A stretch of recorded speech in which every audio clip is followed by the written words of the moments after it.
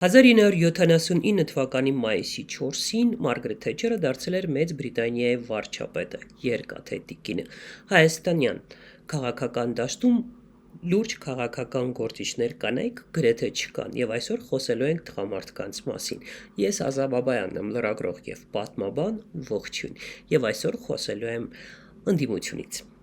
Եթե ոչինչ չփոխվի, եթե ընդդիմությունը չպարտադրի իշխանություններին գնալ արտահերթ ընտրությունները Հայաստանում կկայանան 1 տարի հետո 2026-ի ամռան։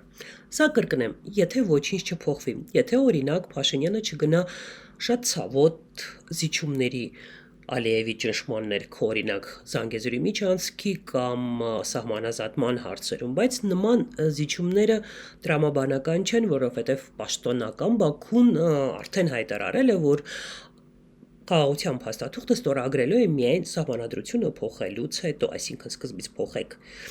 սահմանադրությունը, հետո մենք կստորագրենք այդ փաստաթուղթը եւ այս իրավիճակում զիջումներին գնալը տրամաբանական չէ նույնիսկ Փաշինյանի համար։ Արտահերթ խորհրդարանական ընտրություններ կարող է պարտադրել ընդդիմությունը, եթե դուրս գա փողոցային պայքարի, բայց նման պայքարի մասին ընդդիմությունը չի հայտարարել։ Ամեն դեպքում ամենաուշը 1 տարուց Հայաստանում պետք է կայանան խորհրդարանական ընտրություններ, այսինքն հնարավորություն փոխել իշխանությունը։ Պատրաստ է արդյոք Հայաստանի ընդդիմությունը այդ ընտրություններին, կարծես թե պատրաստ չէ։ Համենայն դեպս ընդդիմության ներսում տարաձայնություններն էլ ավելի են խորանում եւ երկու հիմնական ճամբարները դուրս են եկել հակամարտության դաշտ։ Խոսքն իհարկե երկրորդ եւ երրորդ նախագահների թիմակիցների մասին է։ 2021-ի ընտրություններից 4 տարի անց պետք է ֆիքսել, որ Հայաստանում չի ծնվել ազդեցիկ երրորդ ուժ եւ ուրեմն հիմնական պայքարը այս անգամ էլ լինելու է հենց Փաշինյանի մի կողմից եւ Քոչարյանի ու Սարգսյանի կողմնակիցների միջև մյուս կողմից։ Ինչպես եւ անցած ընտրություններում, մի տարբերությամբ անցած ընտրություններին հայաստանցիների մեծ մասի համար պարտված կապիտուլյացիա ստորագրած Փաշինյանը ավելի ընդունելի էր, քան նախկինները, այսպես կոչված նախկինները։ Այսօր նախկիների նկատմամբ սերը չի մեծացել, եկեք ազնիվ լինենք, բայց մեծացել է Փաշինյանի նկատմամբ ատելությունը եւ ստեղծված վիճակում նույնիսկ այս ընդդիմությունը իսկապես իշխանություններին տապալելու բավականին մեծ շանս ունի։ Փաշինյանը իհարկե մեծ դժվարությամբ կտա իշխանությունը, սակայն եթե հայաստանցիները ակտիվ մասնակցեն ընտրություններին եւ չքվեարկեն նրա օգտին, նա իշխանությանը կարճելու հնարավորություն չի ունենա։ Եվ իդեպ,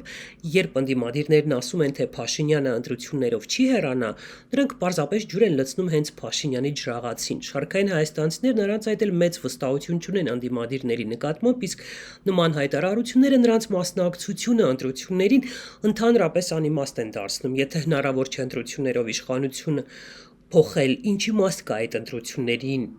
մասնակցել, սա է տրամաբանությունը եւ նման հայտարարություններ անում են հատկապես Սերժ Սարգսյանի թիմակիցները։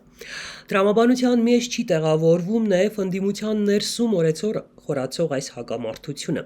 Ընդ որում, եթե այդ հակամարտության պատճառները քչից շատից հասկանալի են, հակամարտության մեջ ներգրավված այդ գործիչների նպատակները հասկանալի չեն։ Ուզում են միմյանց թույլատրել, որ Փաշինյանը հաղթի, դժվար չեմ պատկերացնում, որ ընդդիմությունը նման նպատակ ունենա։ Եթե նույնիսկ որոշել են Գյումրիի սցենարով գնալ ընտրություններին, առանձին նման հակամարտությունը միևնույն է տեղին չէ։ Եվ եթե խորհրդարանում մենք ունենք ընդամենը 2 ուժ, ընդդիմադիր 2 ուժ, իմպիչմենտի գործընթաց սկսելու համար նախ պետք էր միմյանց հետ պայմանավորվել, նոր նման գործընթաց սկսել, ոչ թե մրցույթ սկսել, ով է ավելի շատ ուզում, որ Փաշինյանը հեռանա։ Մրցելու բան չկա, Փաշինյանի հեռանալը, օր առաջ հեռանալը աքսիոմ է, որին ապացույց պետք չէ, որը պետք չէ ապացուցել։ Եվ ժամանակը չէ արդյոք, որ